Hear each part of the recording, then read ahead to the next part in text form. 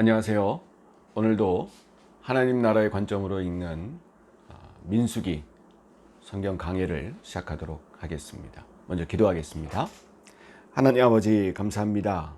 오늘도 말씀 앞에 두시며 말씀으로 새로워지고 말씀 앞에 저희들이 겸허히 무릎 꿇고 듣게 하시오니 감사드립니다. 들을 뿐 아니고 따라 삶을 살아갈 수 있도록 주님 인도하여 주시고 그 인도함 따라 하나님의 은혜와 축복의 곁으로 다가가며 그 복을 누리며 살아갈 수 있도록 주님 역사하여 주시옵소서. 저희들의 삶을 견고히 붙잡아 주시고 그 붙잡아 주시며 인도하신 대로 순종하며 살아갈 수 있도록 주님 또한 축복하여 주시옵소서. 이 시간을 온전히 주님께 맡기오며 예수님 이름으로 기도하옵나이다. 아멘. 우리가 저번 주에 민수기를 시작을 했습니다. 저번 주에는 그냥 민수기의 큰 개요만 우리가 알아봤는데요. 요약하자면 민수기의 그 민수라는 그 제목, 그거를 우리가 배웠죠. 민, 백성민, 수, 숫자 수, 셀 수, 백성의 숫자를 센다. 그래서 민수기입니다. 이것은 헬라어에서 그 근원이 왔고 영어로 넘버, 우리가 넘버를 매긴다 그러죠. 이 넘버를 해석해서 그 영어 성경을 우리 한글 성경으로 그대로 이게 차용하면서 민수기라고 이름을 붙이게 된 것입니다. 그도 그럴 것이 민수기는 백성의 숫자를 세는 것으로 시작을 합니다. 그리고 마무리도 백성의 숫자를 다시 세는 것으로 마무리가 됩니다. 근데 이거를 혹자는 인구조사라고 하는데요. 왕들이 행했던 인구조사하고는 좀 개념이 다릅니다. 왕들이 자기 백성들의 인구를 조사하는 의미는 전쟁을 수행하기 위해서죠. 나를 위해서 전쟁터에 나가 목숨을 바쳐 싸울 젊은 남자들이 몇 명인가를 알기 위해서, 그리고 그 군인들을 적재적소에 배치하기 위해서 인구조사를 했습니다. 두 번째는 세금을 걷기 위해서, 이 왕궁에 필요한 것들을 쓰려면 세금, 돈이 필요한데 그걸 백성들에게서 착취해 내는 거죠. 쉽게 말하면. 그래서 세금을 낼 만한 집이 몇 집인가, 그 집은 세금을 제대로 내고 있는가를 파악하기 위해서 인구를 조사했습니다. 어떻게 보면 굉장히 불의한 일이지요.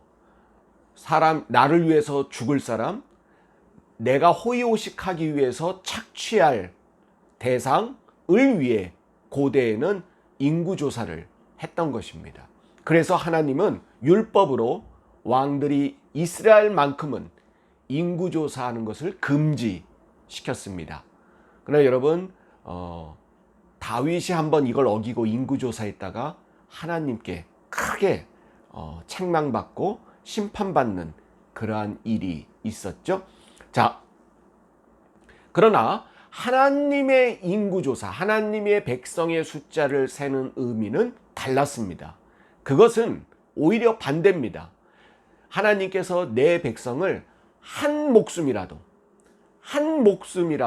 한 명이라도 하나님께서 돌보시고 함께 하시겠다라는 의미로서의 인구조사입니다.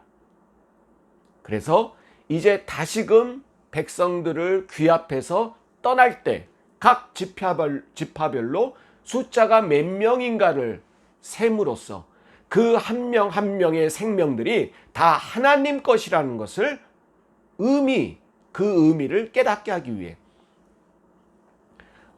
하나님은 백성들의 숫자를 센 거죠. 여러분, 신약에 와서도 예수님 뭐라 그랬습니까? 99마리 양이 다 있어도 한 마리 양이 떠나는 것을, 목자는 그걸 99마리를 놔두고 한 마리 양을 위해 떠나는 것이, 찾기 위해 떠나는 것이 바로 진정한 목자라고 예수님이 말씀하셨듯, 그런 의미에서의 인구 조사인 것을 우리가 민수기를 통해 알게 되지요. 또한 여러분, 민수기의 또 하나의 핵심은 여러분, 다시입니다. again. 다시 시작하고 다시 새 출발. 이런 의미가 민수기 안에 담겨져 있습니다. 그런 의미에서 민수기는 단순히 백성의 숫자를 세는 것으로만 그치지 않고 광야에서의 하나님과의 동행을 또한 이야기하고 있습니다. 이것은 히브리어 제목에서 유추할 수 있는데요. 헬라어 제목은 넘버, 즉 백성의 숫자를 센 민수지만 바로 히브리어의 제목의 이 민수기의 제목은 광야에서입니다. 민수기가 아니고 히브리 사람, 이스라엘 사람들은 지금도 이 민수기를 광야에서 라는 제목으로 민수기를 보고 있습니다. 왜냐? 광야에서의 삶을 다뤘기 때문이죠. 사실 양적으로 보면 백성의 숫자를 센 양보다 바로 이 광야에서의 삶의 그 양이 훨씬 많습니다. 대부분 광야에서의 이스라엘 백성들이 어떻게 살았던가를 보여주고 있지요. 근데 여러분도 잘 아시다시피 그리 후한 점수를 줄 수는 없습니다. 그런 의미에서의 이 민수기의 또 하나의 핵심 주제는 여러분, 불만과 불평입니다. 백성들이 어떻게 불순종했는가를 또한 이 민수기를 통해 우리가 알 수 있습니다. 이 광야를 오늘날 이 세상, 우리가 사는 삶이라고 우리가 대입시켜 본다면 우리도 이 삶 속에서 얼마나 불평과 원망과 불만을 가지고 살아가고 있는가. 입술로는 여호와 하나님을 찬양하고 감사한다고 말하고 있지만 실제 삶 속에서는 얼마나 원망하고 불평하고 불만족하며 불순종하고 살아가고 있는가를 우리는 민수기를 통해 또한 깨달을 수가 있다는 거죠. 바로 이러한 개념을 가지고 우리가 민수기를 우리가 이제 한 장 한 장씩 보고자 합니다. 먼저 1장 1절 보면 이렇게 시작을 합니다. 이스라엘 자손이 어디에서 나온 후에요? 애굽 땅에서 나온 후 둘째 해 둘째 달 첫째 날. 그러니까 이 얘기를 여러분 쉽게 해석하면 출애굽한 지 2년 2개월이 지났다는 것입니다. 그때 이 일이 있었다는 거죠. 근데 여러분 기준이 이제 뭔가요? 숫자를 세는, 횟수를 세는 기준이 어디에 있나요? 이제 출애굽입니다. 네. 여러분 레위기는 주로 레위기 1장 1절을 여러분 한번 회상해 보세요. 레위기 1장 1절은 뭐라고 시작하냐면 회막에서 하나님이 모세를 불렀다. 회막에서라는 것으로 시작을 합니다. 레위기 1장 1절은. 그러니까 이 레위기는 율법, 하나님께 제사 드리고 하나님을 섬기는 법에 대해서 이야기했기 때문에 그 장소가 중요했어요. 어디서? 회막에서. 오늘날로 말하면 교회에서 누구누구 권사를 불러서 얘기한다. 너 예배 드릴 때 순서는 이렇고 예배는 어떻게 드려야 되는 거고 예배 드린 다음에 너의 삶은 어떻게 살아야 된다는 것을 하나님이 말씀하셨다. 그래서 이 회막이 중요한 거였어요. 근데 여러분 민수기는 회막도 중요하겠지만 민수기의 중요한 거는 여러분 구원입니다. 출애굽. 이 구원이 하나님이 너희들을 죄악에서 그리고 노예살이에서 종살이에서 끄집어내셨다. 자유케 하셨다. 해방시키셨다. 회개케 하셨다. 다시금 하나님의 자녀로 삼으셨다라는 이 구원이 너희들의 삶의 기준이 되어야 된다는 거예요. 이게 중요한 겁니다. 출애굽이 그 기준을 만들기 위한 과정을 이야기했다면 이제 민수기는 그 기준이 너희들의 삶이 되어야 된다는 것입니다. 여러분, 그러면 여기서 이걸 오늘날 적용이 중요한 거겠죠. 그리고 해석이 중요한 거라 그랬어요. 그럼 뭐냐? 여러분, 우리가 밥 먹고 애들 키우고 직장 다니고 돈 벌고 여행 다니고 이 모든 삶에 여러분 중요한 것은 누구의 구원이에요? 하나님의 구원이 있기 때문이에요. 그 하나님의 구원으로 우리가 이렇게 살 수 있다라고 되뇌이는 겁니다. 그럼 목사님, 다른 사람들은요? 다른 사람도 그걸 되뇌이지 못하죠. 네. 그걸 되뇌일 수 있는 게 축복이에요. 우리는 진실을 알게 됐으니까. 여러분, 어려움이 생겼을 때도 이렇게 생각하세요. 아, 내 삶의 기준은 민수기에서 출애굽이듯이 하나님이 나를 구원시켜 주셨다는 것을 기준으로 삼으세요. 그러면 이 어려움이 여러분 아무것도 아니에요. 아무것도 아니라니까. 왜?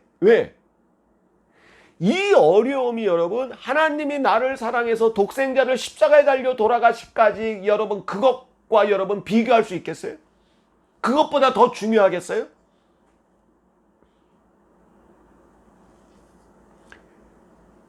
그래서 여러분, 민수기에서의 또 하나의 중요한 주제 하나는 여러분, 하나님이 너를 구원시키셨다는 것을 잊지 말라. 구원이 너의 삶의 기준이 되어야 된다는 것입니다. 그래서 여러분, 이제 둘째 해, 둘째 달, 첫째 날에 하나님께서 시내 광야에서 이제 첫 번째 민수기의 첫 파트는 장소는 시내 광야입니다. 이제 시내산에서 여러분 율법을 받았잖아. 네. 한 번의 우여곡절이 있었지만 율법을 받았어요. 이제 율법을 받은 그 자리예요. 지금 시내 광야.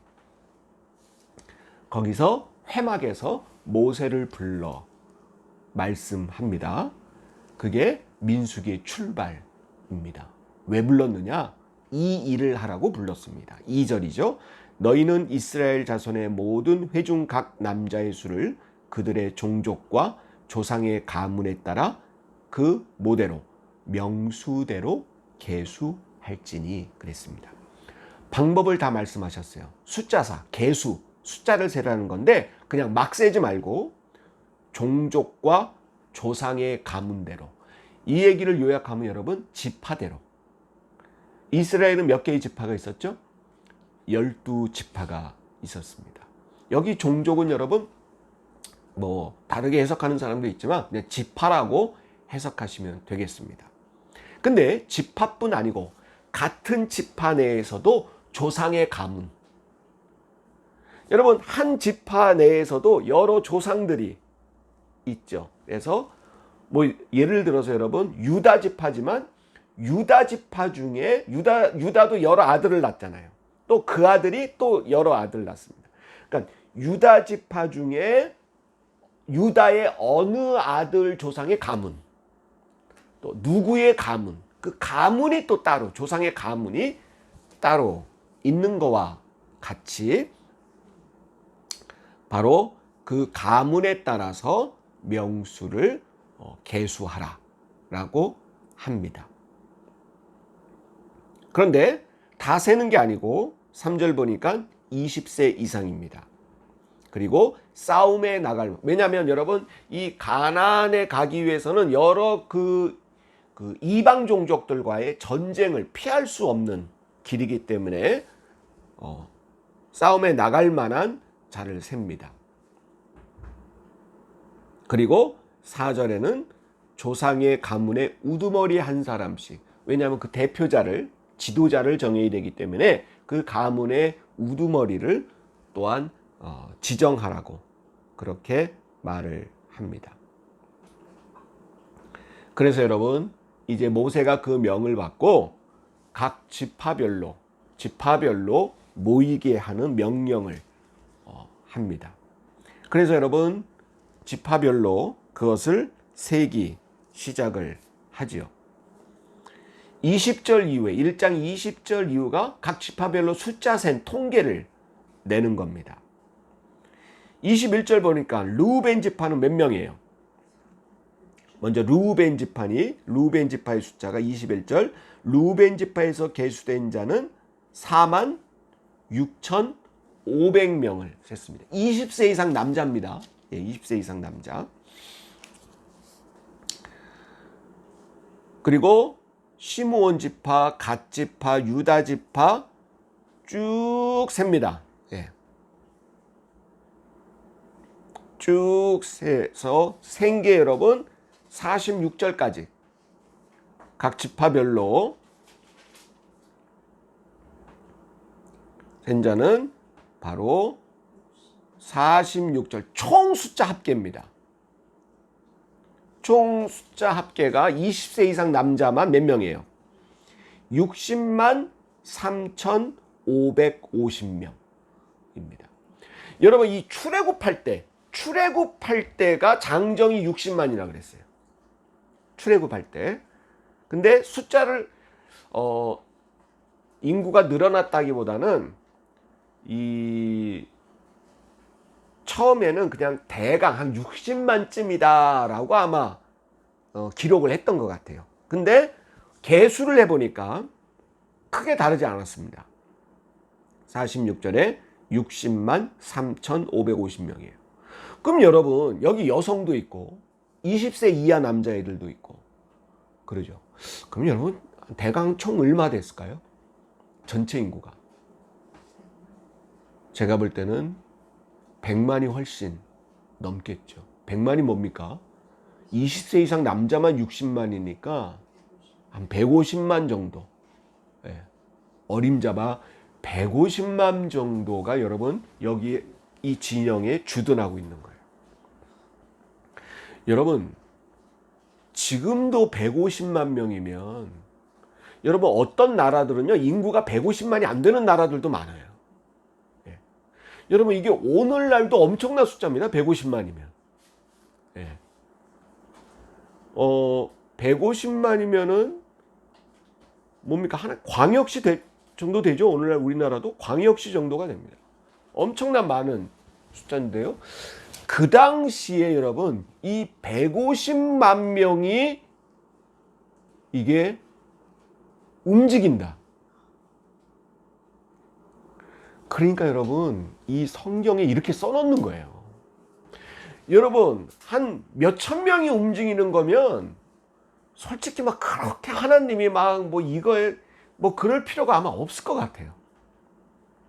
근데 한 150만 정도 되니까 하나님께서 아주 세세하게 규율을 정하고 규칙을 정하고 세세하게 여러분 아마 했는지도 모르겠습니다. 여러분 그 150만 명 안에서 무슨 일이 일어나는지 어떻게 알아요? 근데 여러분 중요한 것은 아무것도 아닌 일들이 깨져버리면 그 공동체는 쉽게 무너집니다. 그래서 규율을 정하고 질서를 정하고 규칙을 정해서 그것대로 움직여야 이 150만 명이라는 엄청난 숫자가 여러분 공동체를 유지할 수가 있는 것입니다. 자, 그런데 여러분, 우리가 이제 지파에서 12지파가 있었죠. 12지파는 뭐예요? 야곱이 12아들의 한 아들씩의 지파를 12지파라고 하는데요. 이 12지파에서 요셉이 좀 특이합니다. 이 요셉은 요셉 지파라고 따로 두지 않고 요셉에게는 두 아들이 있었어요. 에브라임과 므낫세라는 두 아들이 있는데 요셉은 이 두 아들이 하나의 지파를 담당합니다. 그러니까 12아들 중에 요셉이 있죠. 이 요셉은 요셉 지파라고 치지 않고 요셉의 두 아들 에브라임과 므낫세로 두 개의 지파가 요셉을 대신하게 됩니다. 그럼 목사님 13지파입니까? 아니죠. 여기에 또 하나 우리가 유의할 거는 중요한 거는 레위입니다. 레위. 이 12명 야곱의 12아들 중에 레위가 있는데요. 이 레위는 하나님의 소유로 특별히 제외됩니다. 하나님의 소유로. 그러니까 레위는 각 지파의 독립적 삶을 사는 게 아니고 하나님의 소유로 하나님이 12지파에서 끄집어냅니다. 끄집어내서 성전을 담당하는, 성전에서 일을 담당하는 지파로 하나님이 끄집어냅니다. 그래서 12지파가 되는 것입니다. 1장 32절 보니까 각 지파를 이야기하다가 32절 요셉의 아들 에브라임을 하나의 지파로 보는 거예요. 에브라임의 아들에게서 난 자를 쭉 명수를 계수를 합니다. 34절은 누구예요? 므낫세입니다. 이거는 야곱의 아들이 아니고 요셉의 아들이에요. 그래서 12지파 안에 요셉 지파가 따로 없고 대신 에브라임 지파, 므낫세 지파라고 들어가는 것입니다. 여러분, 이거는 우리가 구약 성경을 쭉 공부할 때 중요하기 때문에 제가 지금 강조를 상식으로 우리가 알고 있습니다. 알아야 되겠습니다. 아까 레위 지파는 하나님이 끄집어냈다 그랬죠. 그게 47절부터입니다. 47절을 여러분 한번 읽어보세요. 그러나 레위인은 그들의 조상의 지파대로 그 계수에 들지 아니하였으니. 그죠? 레위 지파는 숫자는 세는데 그 계수에는 들어간다 안 들어간다? 안 들어간다. 49절에 다시 하나님이 말씀하십니다. 너는 레위 지파만은 계수하지 말며 그들을 이스라엘 자손 계수 중에 넣지 말고. 이유는 50절 51절이죠. 그들에게 증거의 성막과 그 모든 기구와 그 모든 부속품을 뭐하는 일을 맡겼어요? 관리하게 하라. 그들은 그 성막과 그 모든 기구를 운반하며 관리하고 운반하고 거기서 봉사 성막주의 진을 칠지며 성막을 치는 일. 51절 성막을 운반할 때는 레위인이 그것을 걷고 성막을 세울 때는 레위인이 그것을 세울 것이요 외인이 가까이 오면 죽일지며. 다른 사람이 치면, 다른 사람이 성막을 세우고 다른 사람이 성막을 거두면 죽인다는 것입니다. 누구만 할 수 있어요? 레위인. 여러분, 이 구절도 여러분 거룩이죠. 거룩을 의미하는 겁니다. 여러분, 성경은 신약도 마찬가지예요. 신약도. 왜 하나님이 왜 이렇게 하셨을까? 여러분, 이해가 안 되면요, 두 가지입니다. 사랑과 거룩이에요. 하나님의 사랑 때문에, 그리고 거룩 때문에 그래요. 왜 레위인은 뭐 특별해? 왜 레위인은 안 넣어? 거룩이에요. 구별시키는 거예요. 왜? 이 사람들은 뭘 만져야 돼? 성막을 만져야 돼. 그럼 다른 지파가 하면 안 돼요? 해도 되죠. 그러면 여러분 그 지파를 또 특별히 빼냈을 거예요. 근데 하나님이 지명한 것은 레위 지파예요. 왜? 레위 지파에게 교육시켜서, 그 레위기에 보면 여러분 그래서 레위기예요. 레위인들이 해야 될 일들이 뭔가를 적어놨기 때문이죠. 그 레위기에서 그 레위 지파가 교육받은 대로 행해야 되기 때문에 레위 지파를 지명을 한 것입니다. 무슨 말이에요? 여러분, 오늘날도 마찬가지입니다. 여러분, 목사가 특별하지 않아요. 때로는 목사가 뭐 더 나쁜 일도 할 수 있고. 여러분, 근데 왜 목사입니까? 하나님이 그렇게 공부시키고 준비시켜서 지명했기 때문에 그 목사가 설교도 하고 축복기도도 하고 다 하는 거예요. 그런 의미에서 여러분 거룩입니다. 구별시킨 거죠. 여러분, 특권이 아니에요. 거룩은 특권이 아닙니다. 거룩은 뭐냐? 구별입니다. 그리고 그 구별됨을 행하기 위해서 여러분 교육받은 사람이 돼요. 레위인들은 여러분 교육받았어요. 그냥 꽁으로 하는 게 아닙니다. 교육받고 시험 보고 다 통과된 사람들이 성막을 관리하게끔 하는 거죠. 내가 그걸 하고 싶다? 그럼 그 교육과 과정을 거치면 되는 거죠. 소명을 받고. 예. 여러분, 뭐 그렇게 크게 다른 게 아니고 크게 된 거예요. 그러나 여기에 기준은 여러분 하나님의 거룩이 담겨져 있다는 것을 여러분 존중해야 됩니다. 예. 그래서 여러분, 제가 아까 특권이 아니라 그랬죠. 50절 보니까 레위인은 증거의 성막 사방에 진을 쳐서 이스라엘 자손의 회중에게 진노가 임하지 않게 할 것이라. 레위인은 그 증거의 성막에 대한 뭘 지켜요? 책임을 져야 되는 것입니다. 레위인이 레위인은 성막만 하는 거야. 야, 니네 좋겠다. 이게 아니에요. 대신에 여러분, 하나님은 무거운 책임을 레위인들에게 맡긴 것입니다. 오늘날 목회자도 마찬가지입니다. 교회에 대한 책임을 함께 더불어 지게 하는 거죠. 자, 이제 2장부터는 이제 숫자 다 셌어요. 숫자 다 세고 이제 떠나는 거죠. 예. 떠나는데 그냥 가면 되잖아. 아니에요. 여러분, 하나님은 여러분 이거 명확히 합시다. 질서의 하나님.